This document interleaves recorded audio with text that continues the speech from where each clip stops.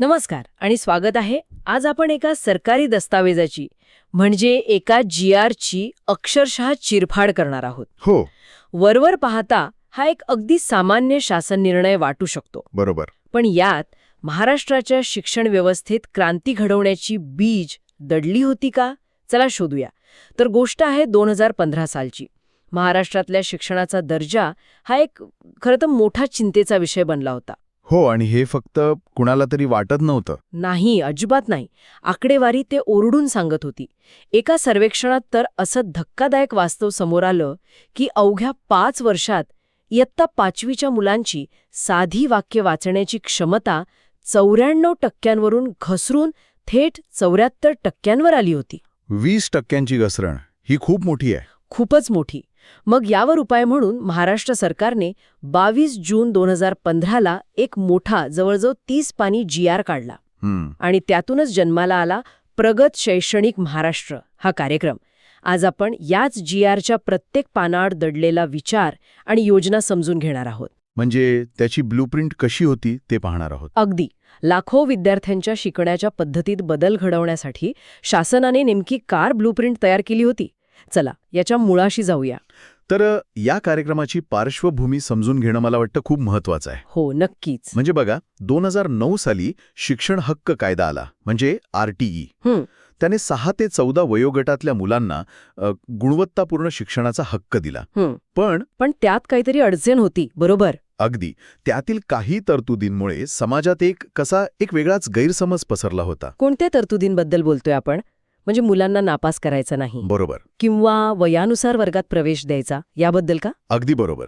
इयत्ता 8वी पर्यंत मुलांना मागे न ठेवण्याच्या धोरणामुळे शिक्षक आणि शाळा ढिलाही करत आहेत आणि त्यामुळे शिक्षणाचा दर्जा घसरत आहे असा एक समज लोकांमध्ये अगदी शिक्षण वर्तुळातही तयार झाला होता. आणि त्याला आकडेवारीचा आधारही होता. हो, आणि तो केवळ समज नव्हता, त्याला आकडेवारीचा आधारही मिळत होता. हो, आणि ती आकडेवारी खरंच चिंताजनक होती. तुम्ही राज्यस्तरीय अध्ययन संपादनूक सर्वेक्षण म्हणजे SLASचा उल्लेख करत आहात, बरोबर? बरोबर. म्हणजे थोडक्यात राज्याच्या सगळ्या विद्यार्थ्यांसाठी एक मोठं रिपोर्ट कार्ड. तेच ते रिपोर्ट कार्ड. आणि त्या रिपोर्ट कार्डवर लालशाही जास्त होती.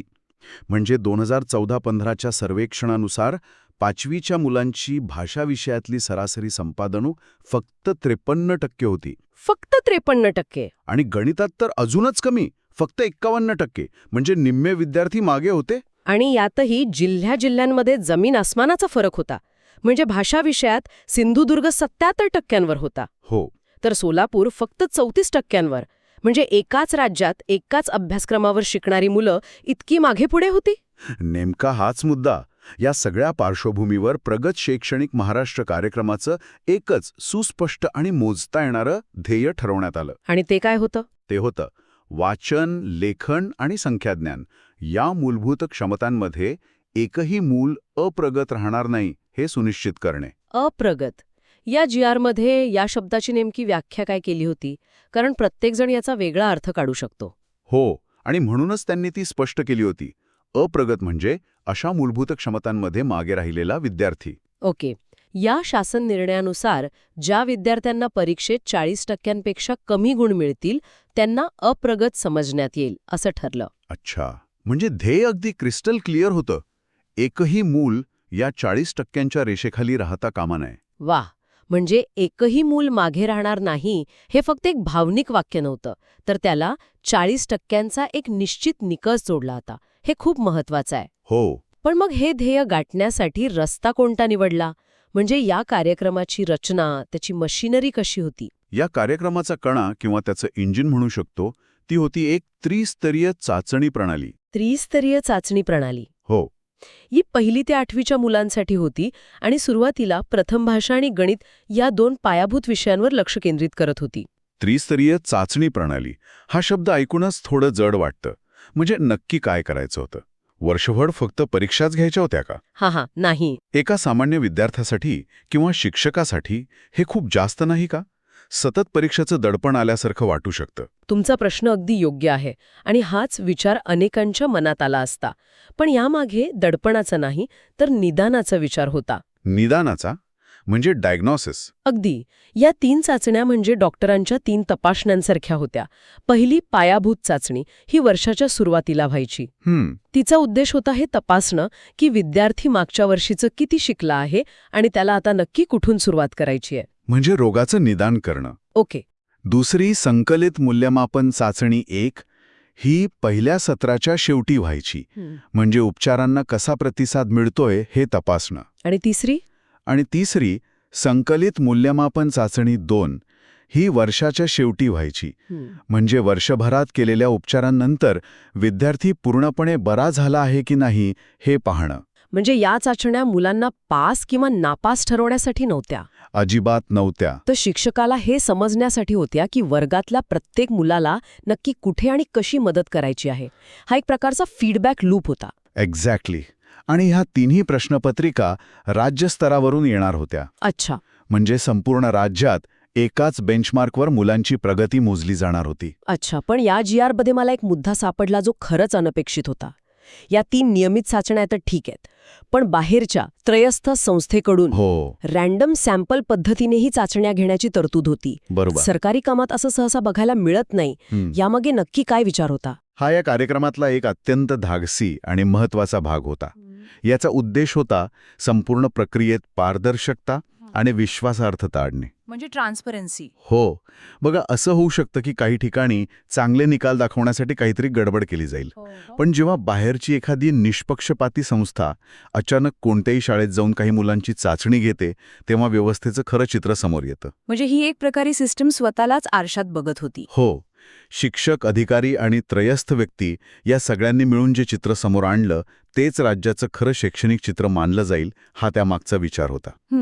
यामुळे संपूर्ण व्यवस्थेचा आणि त्यातून मिळणाऱ्या निकालांचा स्वीकार करणं सोपं होणार होतं. ठीक आहे. म्हणजे तुमच्याकडे मुलांच्या प्रगतीचा अचूक डेटा आला, कुठे काय कमी आहे हे दिसू लागलं. बरोबर. पण केवळ डेटा मिळून काय होणार? तो डेटा वापरून वर्गात बदल घडवणारे तर शिक्षकच आहेत. हो. मग या कार्यक्रमात शिक्षकांना मदत करण्यासाठी काय योजना होती? की हा फक्त चाचण्या घेऊन त्यांच्यावर दबाव टाकणारा कार्यक्रम होता? नाही. आणि इथेच या कार्यक्रमाचं वेगळेपण दडलेलं आहे. या GR मध्ये वारंवार म्हटलंय की हा कार्यक्रम शिक्षकांना मदत करण्यासाठी आहे. ओके. आणि त्यासाठी एक खूप क्रांतिकारी संकल्पना मांडली होती. मागणी आधारित प्रशिक्षण, म्हणजे डिमांड ड्रिव्हन ट्रेनिंग. थांबा, मागणी आधारित प्रशिक्षण? म्हणजे ही तर पॉवर थेट शिक्षकांना हातात देण्यासारखी गोष्ट झाली. हो ना. तुम्हाला काय हवंय ते तुम्ही सांगा, आम्ही पुरवतो.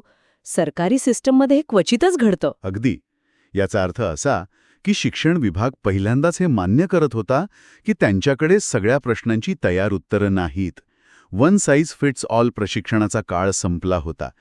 जर मला गणितातले अपूर्णांक या घटकासाठी मदतीची गरज असेल तर मला फक्त त्यासाठीच प्रशिक्षण मिळेल. माझ्या शेजारच्या शिक्षकाला भाषा शिकवताना अडचण येत असेल तर त्याला त्यासाठी मदत मिळेल. म्हणजे खूपच स्पेसिफिक आणि गरजेनुसार. हो. ही एक प्रकारे शिक्षकांच्या व्यावसायिकतेचा आणि त्यांच्या अनुभवाचा आदर करणारी गोष्ट होती, जी त्या काळात खूप मोठी होती. आणि हा विचार फक्त अध्यापन पद्धतीपुरता मर्यादित नव्हता. या GR मध्ये महाराष्ट्रातल्या 60पेक्षा जास्त बोलीभाषांचा विचार केला गेला होता. हे वाचून तर मी थक्कच झाले. बरोबर. म्हणजे प्रमाण मराठी न बोलणाऱ्या मुलांना शिकताना येणाऱ्या अडचणींवर मात करण्यासाठी द्विभाषिक शब्दकोश तयार करण्यासारखे उपाय सुचवले होते. हा विचार किती तळागाळातला आहे. बरोबर. कारण या कार्यक्रमाचं मूळ तत्वज्ञान हे होतं की शिक्षकांना केवळ वरवरचं प्रशिक्षण देऊन चालणार नाही, तर त्यांना 3 महत्वाच्या पातळ्यांवर सक्षम करायला हवं. पहिली पातळी विषयज्ञान, म्हणजे सब्जेक्ट नॉलेज. ओके. दुसरी बालमानसशास्त्र, म्हणजे चाइल्ड सायकॉलॉजी. आणि तिसरी अध्यापनशास्त्र, म्हणजे पेडागॉजी. म्हणजे होलिस्टिक अप्रोच होता. हो. या तिन्ही गोष्टींमध्ये शिक्षक तयार असेल तरच तो वर्गातल्या प्रत्येक मुलाची गरज ओळखू शकेल आणि त्यानुसार शिकू शकेल. म्हणजे शिक्षकांना सक्षम करण्यावर आणि त्यांना आवश्यक साधनं पुरवण्यावर भरपूर भर दिला होता. पण शिक्षक एकटे काय करणार? बरोबर. त्यांना वरून मदत करणारी किंवा अनेकदा त्रास देणारी जी यंत्रणा आहे, म्हणजे अधिकारी, केंद्रप्रमुख, विस्तार अधिकारी, त्यांच्या भूमिकेत काही बदल अपेक्षित होता का? कारण अनेकदा खरी अडचण तर तिथेच असते. तुम्ही अगदी कळीच्या मुद्द्याला हात घातलाय.